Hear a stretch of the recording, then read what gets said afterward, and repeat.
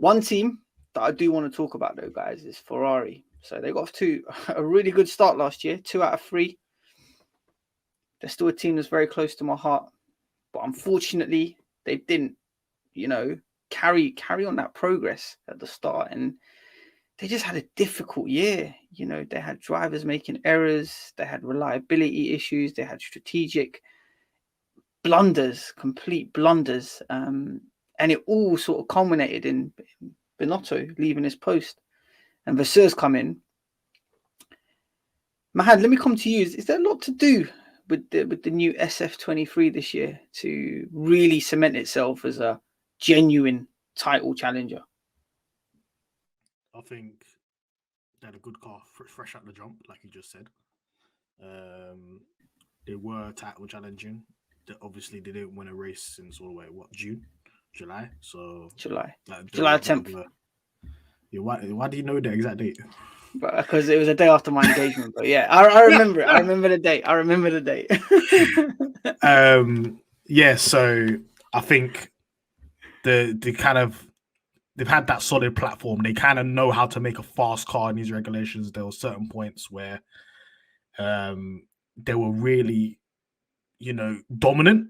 You could see like Australia, like they really had Red Bull on the back foot, and it was really certain situations where it wasn't operationally good rather than the car not being good. And then when the car was, when they were operationally okay, the car would blow up. So I think having that extra wind tunnel time, working from France to actually fix that, and Bonotto trying to deal with that reliability. I don't think they've got much to do in terms of the car itself, rather in terms of raw speed. I think they need to deal with the reliability issue. If they can deal with the reliability issue, they can move forward quite quickly, because I'm not going to lie to you. We're in a kind of sport, yeah. If you got a rocket ship, no one's catching you. It don't matter if you're not operationally good. Because if you're so fast, it don't matter if you got clowns on the pit wall, because you're bloody 30 seconds up the road. So they should really focus on making that car like kind of bulletproof to any kind of errors they can make. Obviously, they've got Vasseur in now. Vasseur's actually a team principal. He's not like Bonotto. Mm-hmm. Bonotto was just like a technical leader that was in a team principal role. He didn't really know how to manage pit crews and strategy and so on. Is Vasseur good at that? I don't particularly think so, but I think he would be better than that than Bonotto. So if they can come out the blocks with a rocket ship and they're just semi-okay on strategy and pit stops and so on, I think they'll do okay. Mahad, can I just ask you a question? Are you sure about that? Because we just saw Alpha last year. Huh? Alpha, I've just said, who's better, Bonotto or Vasseur? That's the question to you right now. Who's better at dealing with the team principal role? It's got to be Vasseur. It has to be Vasseur. As a Are principal, you sure?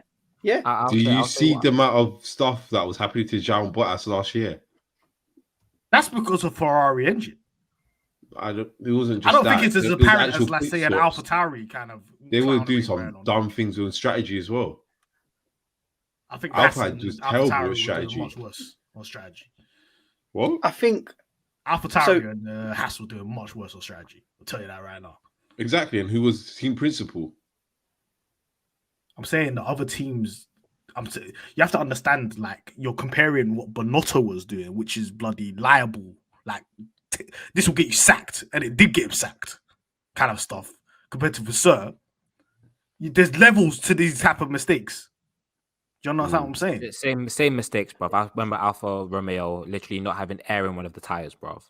Yeah, they didn't have air in the tire. Bro. It's like Ferrari Senior, Ferrari Junior. The guys that work on the pit crew in Alfa Romeo get promoted to Ferrari. No. The thing is, you have to be fair about Ferrari. See Ferrari pit stops, yeah? They were banging until they're not. So they have very good pit stops. But when it goes wrong, it's very scary because it's very chaotic energy. Yeah, it's either 2 seconds or 7. Yeah, they were third best on average. Out of all the teams, they were third best, but they just had chaotic ones, which were just like, especially with, when like other teams have slow pit stops, it doesn't seem that's chaotic. Whereas Ferrari, arms are everywhere. People are like, what's going on? Whereas other teams, they seem to like be a bit more calmer. So You know what? I'll tell you this now, yeah, because they have the wind tunnel time, they have the CFD time. If they were doing what they were doing in 2021 in terms of building a good car for 2022, and they're building on that, they'll move forward. They have to move forward. There's no way they don't move forward. They did something that a lot of teams didn't do last year. They had a fast car. So what are you expecting then to see, Mahad? Are you expecting to see better strategy? Are you expecting to see a more reliable car? Are you expecting to see a fast? I expect to see a faster car. I don't expect to see better reliability. I expect to see better reliability in a faster car. The other two, in terms of pit stops and strategy, that's up in. That's going to always be there. That's in the DNA. Be there, but I reckon they still get race wins. They get plural race wins. Okay, so they've come out with their standard yearly statement to say, "Oh yeah, we've been working on our engine. It's given us an extra 30 brake horsepower. You know, that's going to result in 0.1 of a second quicker over a lap." Is that complete bullshit, Chris? There's been another statement saying that the estimated horsepower increase was fabricated, so no one actually knows. All we know is that they've worked on the engine and they've made it more reliable. They don't know the actual horsepower increase. It's been rumored to be 30 brake horsepower, but no one really knows. And on the other aspects of the car, I know that they worked a lot on tire wear through the rear suspension and bodywork. So if you look at the Haas, at the back, it looks very different. So the Ferrari will look quite different at the back as well. And so basically what they've done is a lot of work on the car, and then Fred Versource basically said, I'm going to come in, take a look at how you guys are working at things, and then I will see what makes sense and what doesn't make sense, which is essentially the same approach Bonotto had the year before. Mm-hmm. So it's Einstein said the insanity is doing the same thing twice and expecting a different result. So do you expect the same result then, Martin? It's Ferrari. That's my answer. Okay. What I expect is that the car to be faster, and then it's in God's hands, isn't it? Like so let's be honest. Over one lap, they were quick. Yeah, they got Leclerc. The pole position record speaks for itself. It's just translating that into race wins. And I think Binotto said one thing last year that was like, when you're not really the fastest car in race pace, then it immediately puts you at a disadvantage. And I think mentally they knew going into a lot of the races, especially from midway to the end of the season, they just knew that Red Bull were a better race, just had a better race car. And I think one of the key areas that you already touched on, Chris, that they have to work on is the tire wear. Like, they just couldn't keep the tires in a working window. They just kept cooking them, especially when Leclerc was under pressure from Max. And I think that's again another area that they're going to have to look to improve.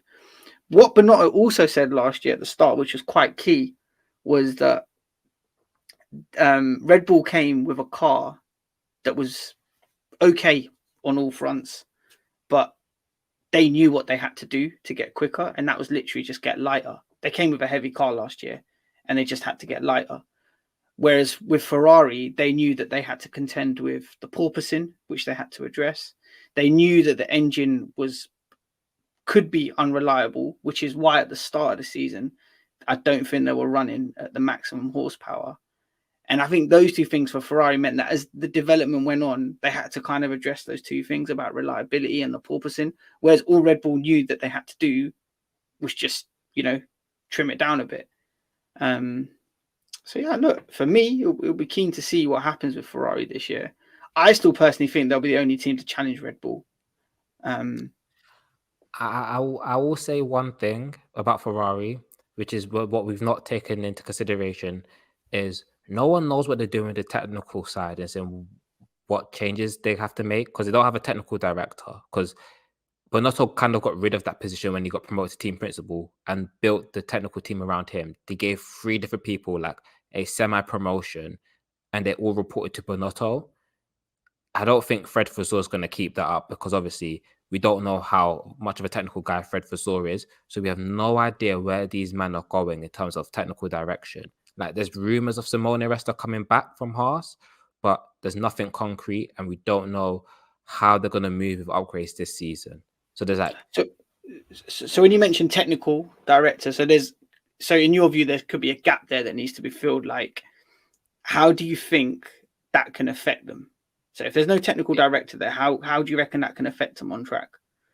Basically, it's a case of there's no one who's really leading the ship in terms of if they start the season really well, but there's something that the others are much better than them at. We as free Ferrari, we wouldn't know where to go and what to do. So last year they knew the tire wear wasn't good. So Bonotto led the team in that and went and they found what their problem was. They couldn't fix it because of the budget cap, but they knew what the problem was. I don't know if there's someone who's going to take charge of that whole situation in terms of upgrades and what they're doing with these kind of things, because there's no one. There's like the main guy. There's like 3 different people who will report to the team principal, but we don't know what thread's on in that regard. That's a good point then. So we're trying to say that if Ferrari do find it, sorry. So Fred's an engineer, so he might keep it. He might. Yeah. But I think it's a good point though that you're making, Chris. Because if Ferrari do find out that they have some sort of weakness, or they find an area of the car that they want to develop or improve, they may not be in a position to do that, which literally could put them back in the same position as last year. Martin, you got any final thoughts on Ferrari before we move to Red Bull, which I'm sure you don't want to speak too much on? No, it's Ferrari. No? It's Ferrari. Sometimes good, sometimes shit. See, I got one last thing on Ferrari is that this season, Carlos, the lights are on you. Like, you can't have a season of you like making mistakes, having a sloppy start to the season. It's you have to show that, not that you're the guy, but like, you know, this is your last chance. Like, there's nowhere else for you after this. So you kind of need to show. You have to show something. You have to make people take notice of you. Like last year, your start was spooky. So go for it, Mahad. Yeah, I think Chris touched on it a little bit with the kind of technical direction they're going on and who's going to be the leader there. Because one key advantage that they would have over Red Bull is that they can upgrade throughout the season, and they'll have more time to do that. In terms of winter on time and so on. And Red Bull renowned for getting better over the season and using those upgrades and like non-stop bringing upgrades. So Ferrari have to be good at that to take the fight to them. So if they don't have that technical leadership or they don't get these upgrades right, we've seen it in the past where they brought upgrades and makes the car worse. 2017, I remember. So it cannot be that type of situation. Every single upgrade has to bang, because it could be a situation where Red Bull's really good car at the beginning and Ferrari's up and about there, but Ferrari can quickly gain an advantage and go past them if they're really good with these upgrades, because Red Bull will be hampered. It's not a situation about the budget cap anymore where they can just simply say, oh yeah, we just bought better sandwiches and that. It's not that anymore. It's literally they don't have the time in the wind tunnel or CFD to actually put those upgrades through. Yeah, good point. I think even if we do come back to last year and Ferrari did get those wins at the start of the year, like if they had a race win at Saudi, if they had a race win at Monaco, at Imola, a race win at Miami, a race win at Monaco, it could have just made this season a little bit more interesting, but they just didn't have that bit between their teeth. Leclerc, for whatever reason, couldn't get those race wins, which meant that, when Red Bull are not the strongest team on the grid and they're still getting wins, it's just going to be a problem, because over the season they're going to develop, they're going to get quicker. And as you said, Mahad, that's exactly what they do. Anyway, enough about Ferrari.